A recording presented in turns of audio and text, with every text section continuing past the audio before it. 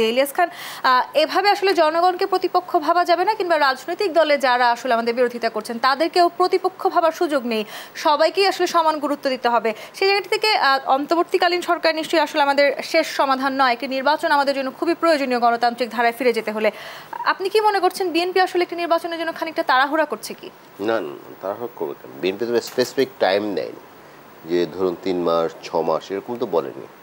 যেমন আপনি নিশ্চয়ই কালকে তারেক রহমান সাহেব কালকেও তিনি বলেছেন যে অন্তর্বর্তীকালীন সরকার যেন কোনো কারণে বিতর্কিত না হয়, আমাদের সেভাবে অ্যাক্ট করতে হবে। তিনি খুব পজিটিভ বক্তব্য দিচ্ছেন বিএনপি।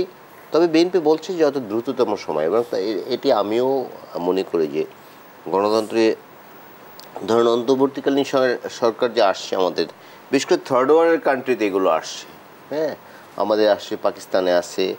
প্রকৃত গণতন্ত্রের সাথে তো এগুলো যায় না।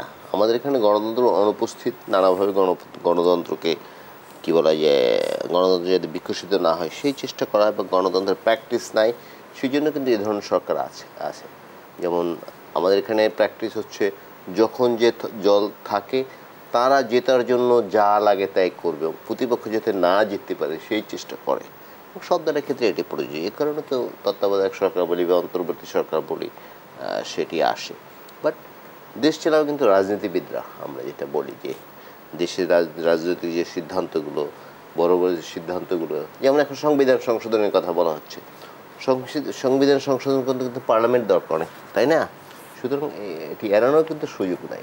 সুতরাং এখন যে সরকারটি আছে প্রচুর জন আকাঙ্ক্ষা নিয়ে তারা এই সরকার গঠিত হয়েছে, পিপলস উইলে এই সরকার গঠিত হয়েছে।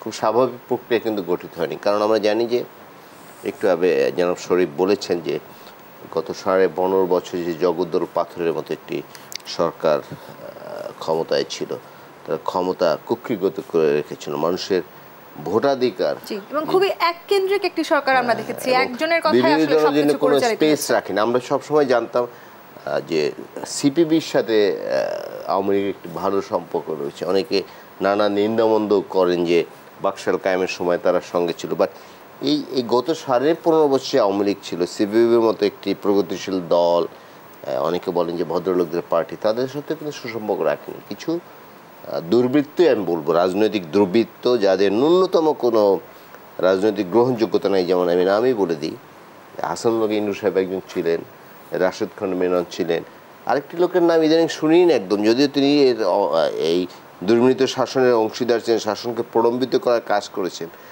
দিলীপ বড়ুয়া, ওনার কোনো খোঁজ পাচ্ছি না আমরা।